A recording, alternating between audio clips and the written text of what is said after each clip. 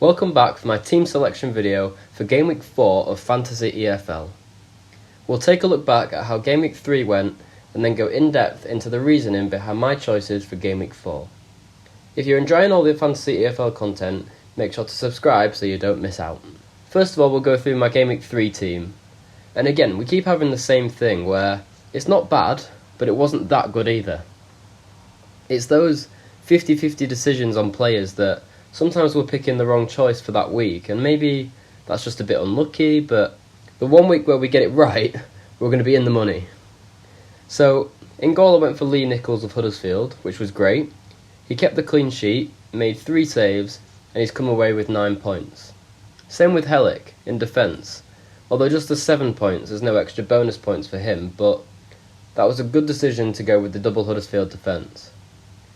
The only thing to say negatively about them is that I actually wasn't that impressed with Huddersfield on the whole in that game. Maybe that's more attacking wise, but they should have taken more of their chances and put the game to bed, but they didn't. They also lost to Walsall in the Cup midweek. Granted, they weren't helped out by the ref's bad decisions, given a red card that was never a red, and also a soft penalty, but even so, with 10 men, the defending was pretty garbage, so unless they get a few signs through the door before the end of the week, I'm not sure how long that good run of form is going to continue. Saying that, they are playing Rotherham next, who couldn't be in worse form. Anyway, 16 points between them two, and I'm very happy with that for this week. Brad Halliday of Bradford was up next, and this is the annoying one really. Bromley went down to 10 men in the 8th minute of the game, and Bradford were absolutely cruising, going 3-0 up by the 79th minute. But unfortunately, they concede to make it 3-1 in the 86th minute. Makes no difference to the game whatsoever, but it means we come away with 4 points for Halliday rather than the 9 or 10. A bit unfortunate there, in the same way that we lost the Huddersfield clean sheet last week in the 95th minute. And then into midfield, this is where the mistakes were made really. It's not that I don't think they were good picks for Game Week 3, but it really didn't go well. I had Luke Molyneux captained, who only got 2 points, so 4 for being captain, and then Watford's Georgie Chakvadet, I don't know how to say his name, Georgie Chakvatads, let's go with that, who, he did get an assist, but because of his yellow card, only ended up on 4 points. And comparing this to players like Dan Crowley, who ended up on 18 points, this is where we fell behind this week. But not to worry, we will make it up in the coming weeks, don't worry, there is still a long way to go. Moving into attack, I had Will Grigg of Chesterfield, who played against Salford, and yeah, he was a bit disappointing too, to be honest. Maybe I was just a bit disappointed with Chesterfield as a whole. I thought, with their 5-0 away win at Crewe, that they'd take that momentum into the next game at home to Salford, but Salford even went down to 10 men and still managed to equalise. Maybe I just got too excited over that 5-0 win the week before, and overestimated Chesterfield. Or maybe I underestimated Salford. But yeah, disappointed with that one. Especially because I'd mentioned Jody Jones, Alassane Jatta, Louis Barry and Sam Cosgrove in my video last week, who all went on to do really well. But I did have Alfie May, who in hindsight I should have just captained. He's now scored 3 in 3 games, and he's picking up some assists here and there as well. He got 11 points from 2 shots on target, a goal and an assist, so that would have been 22 if I'd captained him. Unfortunately, he was just my vice-captain this week. For the teams, I had Doncaster and Huddersfield. Both went well and I ended up with 7 points for both of them.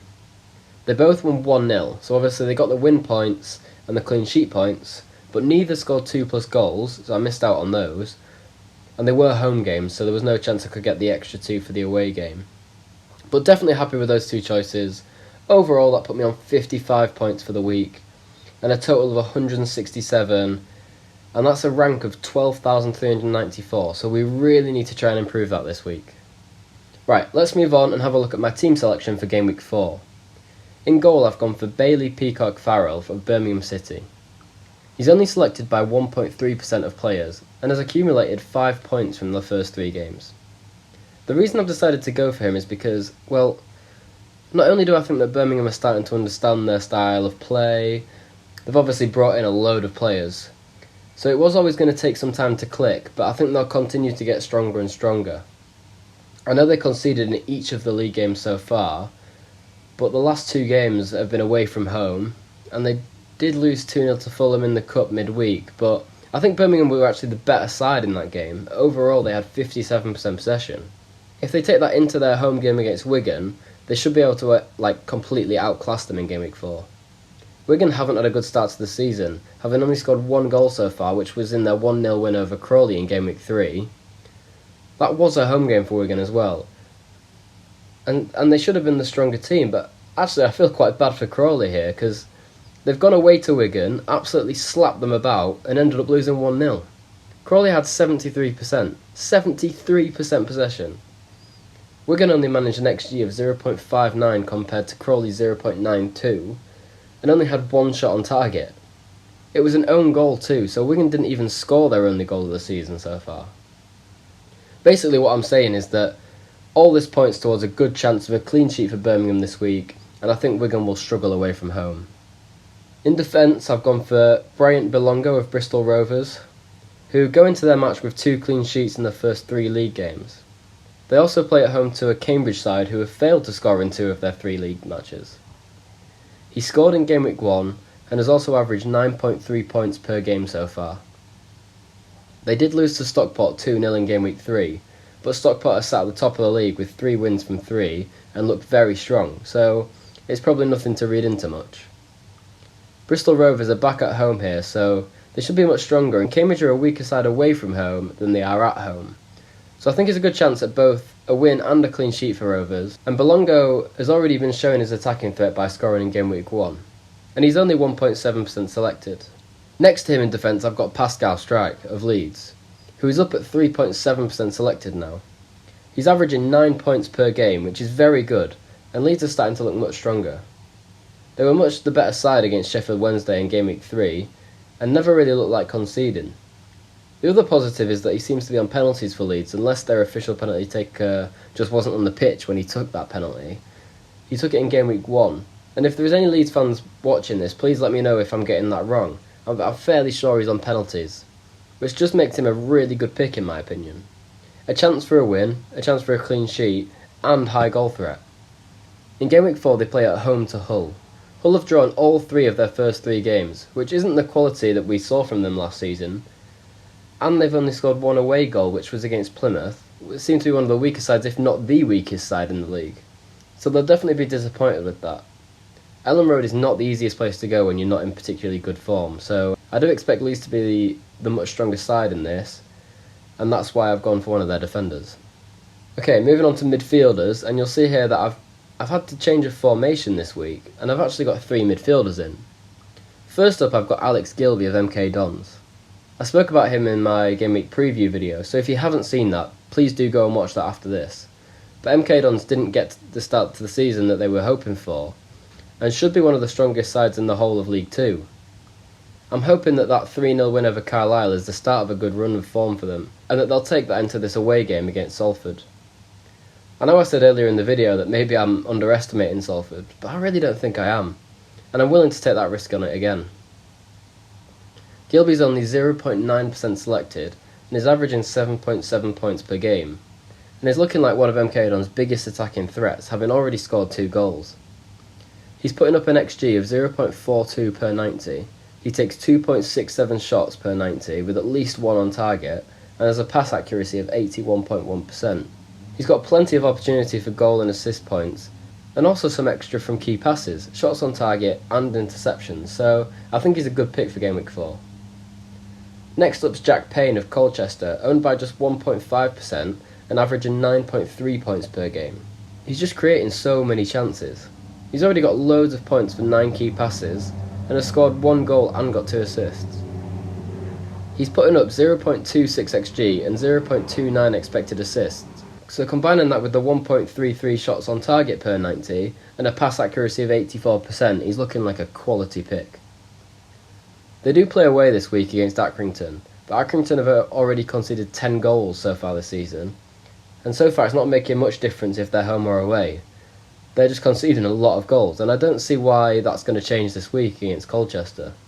So I'm expecting Colchester to score goals, and Payne should be involved in those goals if they do score. Finally for midfield I've got Josh Brownhill of Burnley.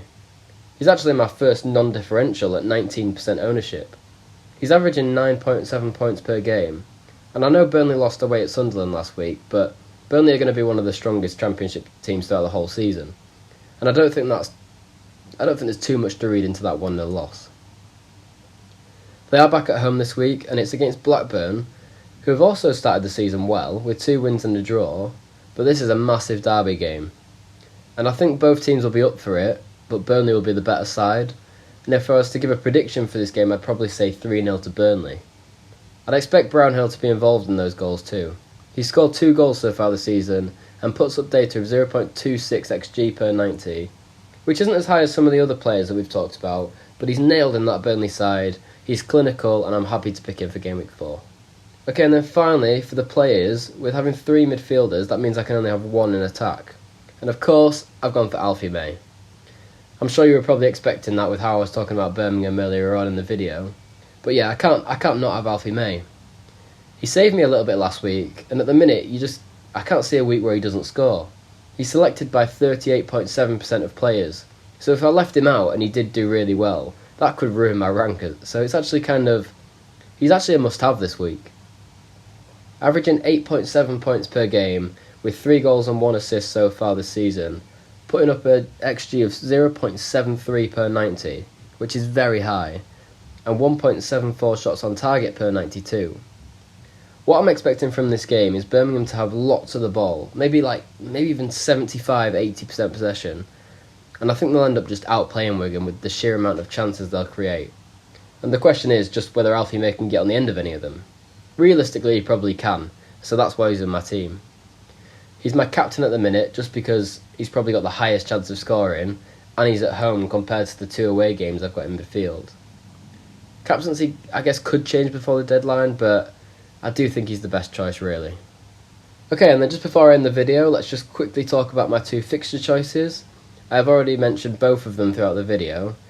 In fact, one of them I've literally just been talking about, because it's Birmingham, selected by 21.8%, and like I said earlier, I think being at home, Birmingham will be too strong for Wigan. Even with their only win of the season against Crawley, Wigan still looked like they struggled. And they gave Crawley over 70% of the possession. And if you give Birmingham that amount of the ball, they have a high chance they'll make you pay. I do think Birmingham will get stronger and stronger throughout the season, so I don't want to use too many of the 5 times I can use them too early on in the season. But in a week where most of the teams I like have away fixtures, I wanted to have 1 home fixture for a little bit of safety, so I'm happy with that choice. I'd really be expecting 9 points from this, a win, clean sheet and 2 goals scored, so we'll see what happens. And finally is MK Dons away at Salford. I've already talked about this too, how this could be the start of a good run. I've got Alex Gilby in my team, so hopefully this works out for me, but as it's an away game, if they do get the win, I have the potential to get those 2 extra points. And as they're only selected by 1.1% of players, hopefully I can start to climb the ranks. With last week ending on a rank of 12,394, I'm really not happy with that yet, so definitely trying to get into the top 10k this week, if not higher. We'd call it a green arrow in FPL, so let's just hope for a green arrow this week. And that is my entire team selection for Game Week 4 of Fantasy EFL. If you do want to see more of my thoughts throughout the week, you can go over to Twitter and follow me at the FPL Terrier. And if you're enjoying the videos, make sure to like and subscribe. Let me know in the comments what you think of my team and how yours looks for Game Week 4. Thank you for watching, and I'll see you in the next one.